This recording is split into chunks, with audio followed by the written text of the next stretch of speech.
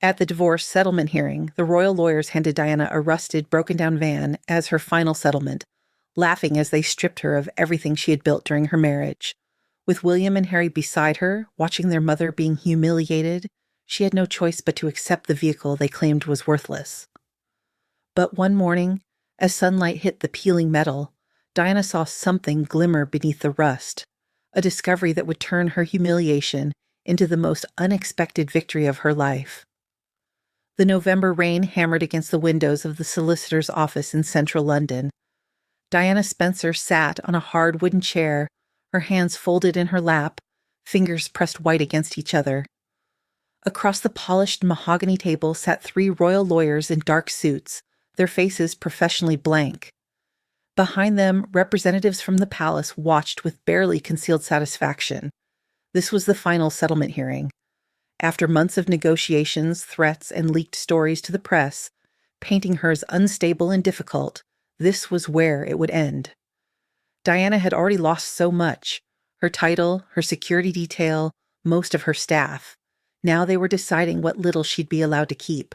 William sat to her left, 14 years old and trying desperately to look composed.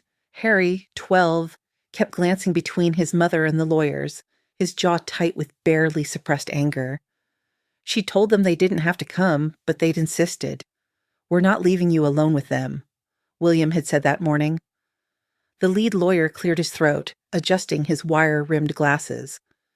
"Mrs. Spencer, regarding the division of assets from your marriage to His Royal Highness." "Princess Diana," she corrected quietly. The lawyer's mouth twitched. "Ms. Spencer, the settlement is as follows. You will retain a modest allowance for the children's upkeep, supervised visitation rights, and 1 vehicle from the royal garage." He slid a folder across the table.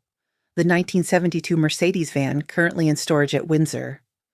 Silence fell over the room. Diana stared at the folder, not touching it. "A van," she repeated slowly. "It's quite generous, actually," one of the palace representatives said, his tone clipped. "Given the circumstances." Harry's chair scraped against the floor as he half stood. "That's rubbish. My mother helped build half the charities that use the royal name."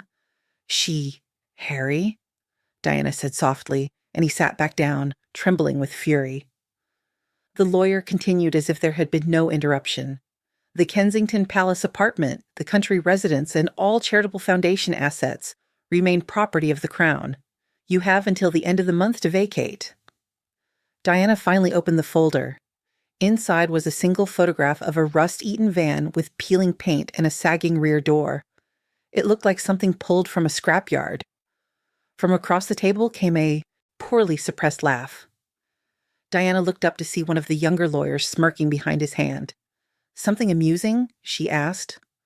The man straightened, trying to compose himself. "No, ma'am, it's just... well, it's rather fitting, isn't it? The people's princess, driving around in a van." The room erupted in barely concealed laughter. Even the lead lawyer's lips twitched. Diana felt William's hand find hers under the table, squeezing hard. She squeezed back but kept her face perfectly still.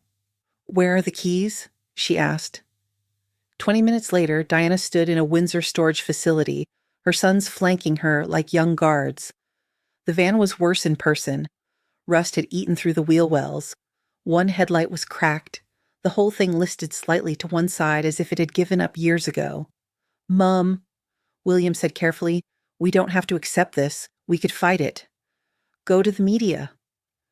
Diana walked toward the van slowly, running her fingers along the corroded metal. Rust flaked away at her touch, dusting her fingertips orange-brown. "And say what?" she asked. "That the royal family gave me a worthless van? They just laugh harder. Say I'm being dramatic again." She pulled the driver's door open.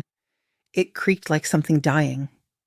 Inside, the seats were cracked vinyl, the dashboard coated in years of dust. But there, pressed into the grime, were fingerprints. Charles's fingerprints from when he'd last worked on it. Charles, the man she loved, then stopped loving, then finally divorced. He wasn't cruel like the palace lawyers. He was just absent. He'd let them do this. He'd signed the papers and walked away, leaving her with nothing but a rust bucket and two traumatized sons. "We'll make it work," Diana said, more to herself than to the boys. "We always do." That night, they drove the van to a quiet car park behind a closed leisure center in Hammersmith. Diana had $3,000 in her personal account, everything she had managed to save before they froze her access to royal funds. It wouldn't last long. She tried to make the van feel less like a prison. She'd grabbed blankets from the apartment before being escorted out. Harry had packed his PlayStation, though there was nowhere to plug it in. William brought books he pretended to read while actually watching his mother with worried eyes. Through the foggy windows, Diana watched other cars come and go. Normal families, people who didn't have their lives dissected in tabloids. People whose ex-husbands' families didn't strip them of everything out of spite. "Mum?" Harry's voice was small in the darkness. "Are we going to be okay?" Diana pulled both boys close, feeling their warmth, their trust, their faith that she could fix this. "Yes," she lied. "We're going to be fine." But lying in the cramped van that night, listening to her son's breathing slow into sleep, Diana wasn't sure of anything anymore, except that she wouldn't let them see her break. The next morning, Diana woke before dawn, her neck aching from sleeping sitting up. Through the window, she watched London wake up, delivery trucks rumbling past, early commuters hurrying to the tube station, the world moving forward while hers had stopped. She had to move, had to do something. Sitting still meant thinking, and thinking meant drowning. "Stay here," she told the boys who were still half asleep. "Lock the doors. I'll be back in an hour." She walked to the nearest newsagent, bought a paper with precious coins, and sat on a bench scanning the classifieds. Rooms to let, jobs available, services needed. Her eyes caught on one. Florist's assistant wanted, cash in hand, no experience necessary. Diana had always loved flowers. During her marriage, she'd spent hours in the Kensington Palace gardens, learning the names of every bloom, understanding what each one meant. It was one of the few things that had felt like hers. She tore out the ad and walked back to the van. William and Harry were awake now, sharing a pack of biscuits she'd bought yesterday. "I'm going to look for work," she announced. William frowned. "Mum, you're Princess Diana. You can't just—" "I'm not Princess Diana anymore," she said quietly. "I'm just Diana. And just Diana needs a job." By that afternoon, she was working in a cramped flower shop in Notting Hill, arranging roses and lilies for a woman who didn't recognize her. Or maybe she did and just didn't care. Either way, Diana was grateful. Days blurred into a routine. Diana worked morning shifts at the flower shop while the boys were at school. She parked the van in different locations each night, avoiding parking wardens and suspicious looks. She rationed food, bought clothes from charity shops, and pretended everything was fine when William and Harry asked. It was during one of her rare afternoons alone with the van that she noticed it. She was scrubbing rust from the interior panels, trying to make their living space less depressing, when her cloth snagged on something sharp. More rust flaked away, revealing metal underneath. But it wasn't steel. It was warmer, denser, catching the afternoon light in a way that made her breath catch. Gold. Diana pressed harder, peeling away more rust. The golden strip widened, running along the entire inside panel. Her heart began to hammer. She thought of Charles, his strange sentimentality about this van. "That old thing's worth more than people think," he'd once said.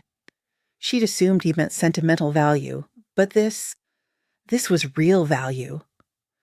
Diana sat back, her mind racing. She couldn't tell anyone, not yet. The palace would find a way to claim it. They'd say it was royal property, part of the settlement they'd already stolen from her. No, this secret was hers alone. That evening she acted as if nothing had changed. She made dinner on a camping stove, helped Harry with his homework, listened to William talk about school, but inside, something had shifted. She wasn't helpless anymore. She had a weapon. Diana started slowly. One weekend, she carefully pried loose a small strip of gold from inside the rear door panel. It was about the size of her finger, warm and heavy in her palm. She wrapped it in cloth and took it to a jewelry dealer in Hatton Garden, a small, discreet shop far from anywhere she might be recognized. The dealer was an elderly Indian man who examined the gold through a jeweler's loupe, then looked at her with sharp, knowing eyes. "Where did you get this?" "It's mine," Diana said simply. "Is that a problem?" He studied her for a long moment, then named a price that made her knees weak. It was more than she had earned in 3 months at the flower shop. She took the cash, thanked him, and walked out into the London afternoon feeling lighter than she had in months. With the money, she bought new clothes for the boys, not from charity shops, but real clothes that fit properly. She bought fresh food, vitamins, books Harry had been wanting. She paid for parking in a better area where they'd be safer at night, and she began planning. By her second visit to the jeweler, Diana had saved enough for a deposit on a tiny corner shop lease in Notting Hill. The space was barely more than a closet with a window, but it had a sink, electricity, and a door she could lock. She filled it with flowers. People noticed almost immediately. There was something about the way Diana arranged bouquets, not just aesthetically, but with meaning. She remembered what each flower symbolized, what combinations told stories. She remembered what people told her about their lives, and incorporated those memories into future arrangements. "Who's the new florist?" customers whispered to each other. "That's Princess Diana, isn't it?" "Can't be. What would she be doing working in a flower shop?" Diana heard the whispers but didn't correct them. Let people wonder. Let them gossip. She was building something real here, something that couldn't be taken away with lawyers and settlement papers. Meanwhile, across London, the royal charities Diana had helped build were crumbling. Without her involvement, donations dried up. Events felt hollow. The press noticed, running headlines about mismanagement and declining public interest. Diana read these stories while arranging peonies and felt nothing. No satisfaction, no anger, just a quiet recognition that the people who thought they could function without her were learning otherwise. Months passed. Diana's flower shop grew. She hired an assistant, then 2. She started delivering to weddings, corporate events, even some of the hotels she'd once stayed at as Princess of Wales. No one connected the quiet florist with the tragic figure from the tabloids. The van remained parked on a side street, looking as worthless as ever. Diana visited it once a week, carefully extracting more gold, never taking so much that the structure would weaken.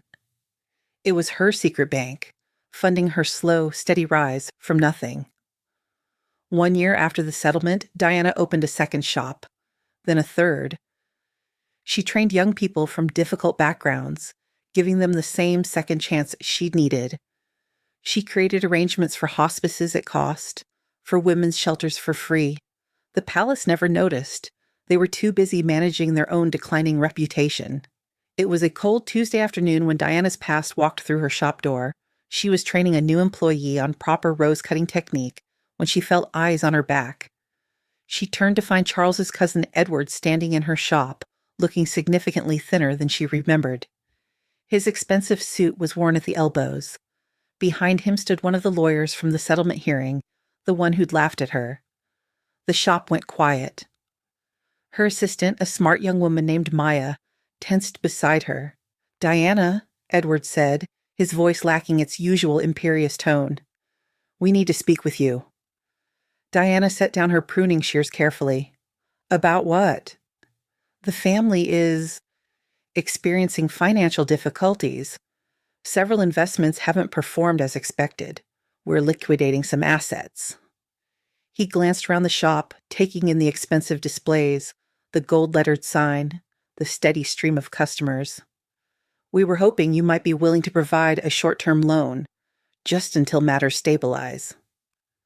The lawyer beside him shifted uncomfortably, clearly hating every moment of this. Diana looked at them for a long moment. She thought about the settlement hearing, the laughter, the rust-eaten van they'd given her while stripping away everything she'd built. She thought about nights in car parks, rationing food, watching her sons try to be brave while their world collapsed. "No," she said simply. Edward blinked. "I'm sorry?" "No, I won't be providing a loan." "Diana, be reasonable." "I am being reasonable." Her voice remained calm, but something steel had entered it. "You took everything from me, my home, my work, my dignity. You gave me a worthless van and told me to be grateful. Do you know what I did with that van? She walked to the window, gesturing to where it sat across the street, still rust-eaten and sad-looking. I made it enough. That van you laughed at became the foundation of everything I rebuilt. And I did it without your help, without your money, without your approval. She turned back to face them. So no, you can't have what's mine. Not anymore. Edward's face flushed. You're making a mistake. The family made their choice. Diana picked up her shears again. Now live with it. They left without another word, the shop bell chiming behind them like punctuation. Maya stared at her wide-eyed. Was that really? Yes, Diana said, but it doesn't matter who they were. What matters is who we are. That evening, Diana sat in her small office above the main shop, paperwork spread across her desk. Through the window, she could see the van still parked on the street. Most of the gold was gone now, carefully extracted and transformed into something real and lasting. William and Harry, now 17 and 15, were doing well. William had been accepted to university. Harry was thriving in school, confident in ways he hadn't been during those desperate early months. They'd moved into a proper flat a year ago, nothing grand, but warm and safe in theirs. The van sat outside like a monument to where they'd been, what they'd survived. Sometimes Diana thought about Charles, wondering if he knew what had happened to the van he'd left her, wondering if he'd meant it as a secret gift or just a coincidence. She'd never ask. Some mysteries were better left unsolved. A knock on her office door interrupted her thoughts. Maya poked her head in. There's a reporter downstairs. Says she's doing a piece on small businesses started by women in London. She wants to interview you. Diana hesitated. She stayed out of the press for 2 years now, rebuilding her life in quiet anonymity. Tell her yes, Diana said finally, but on one condition, she doesn't mention my title, just my name. Diana Spencer, florist. The interview ran the following week. It was a small piece in a business magazine, nothing that would make headlines. But it told the story of a woman who'd lost everything and rebuilt from nothing. It mentioned her employment program for at-risk youth. It showed photographs of her arrangements, beautiful, meaningful, crafted with care. It didn't mention vans or gold or royal settlements. Those details were hers alone. Late one night, after everyone had gone home, Diana walked out to the van one final time. She'd extracted the last of the gold that afternoon, carefully preserving the van's structure. It was empty now, just rust and memory. She pressed her palm against the side panel, feeling the cool metal beneath her fingers. "Thank you," she whispered. Whether she was thanking Charles, fate, or simply the universe, she couldn't say. But standing there in the quiet London night, Diana felt something she hadn't felt in years. Peace. The van had given her survival when she needed it most. But it was her own hands, her own determination, her own refusal to be broken that had built what came after. She locked the van for the last time and walked back to her shop, where fresh flowers waited for tomorrow's arrangements, where young people she'd trained were learning to rebuild their own lives, where beauty grew from the rust and ruin of what came before, because gold could hide in the ugliest places, and the people who tried to break you rarely understood they'd just given you the key to your own freedom,